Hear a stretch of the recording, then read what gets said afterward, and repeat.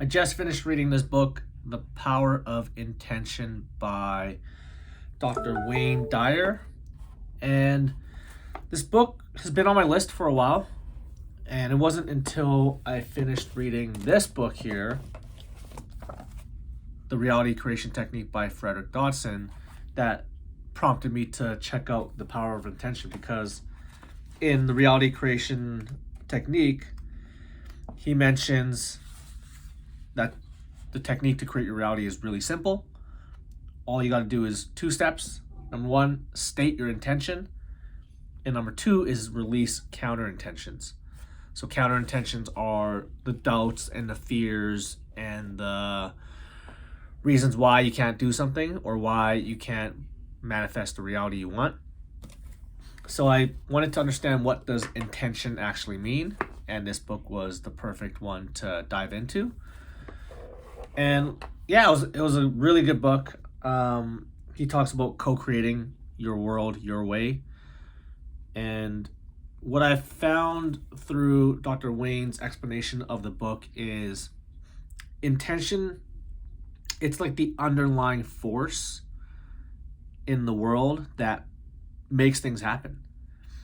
Like if we think of a acorn, like a acorn nut seed, like the intention that has is to become a big ass oak tree. Or if we think of a scorpion, right? The intention of the scorpion when it sees a prey is to sting it. Like that's just instinctively what the plant or the animal or the insect is supposed to do.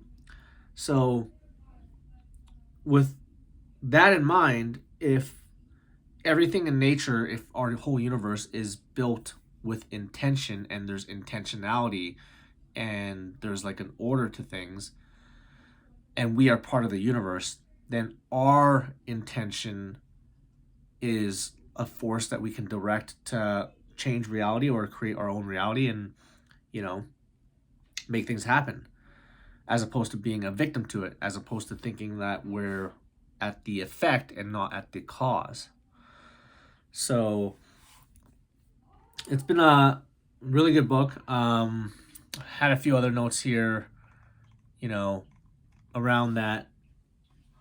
One thing that they mentioned too is like we don't know how it's supposed to happen, and we're not really meant to know how things are supposed to happen. Our physical mind isn't really built that way. We are supposed to know what we want, get clear on the what, get clear on the why, like why do we want things? And then at that point, kind of surrender that idea up to our higher mind so that the higher mind can then take over and start making things happen on that level. Because the way I see it, there's like two minds at play. There's our physical mind, our like little mind, let's say, that's like in here between our two ears.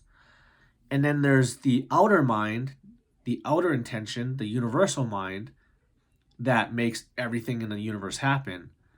So, who has more power, right? If you think about it that way, like, is it our little mind that has the power to hustle and grind and force things to happen?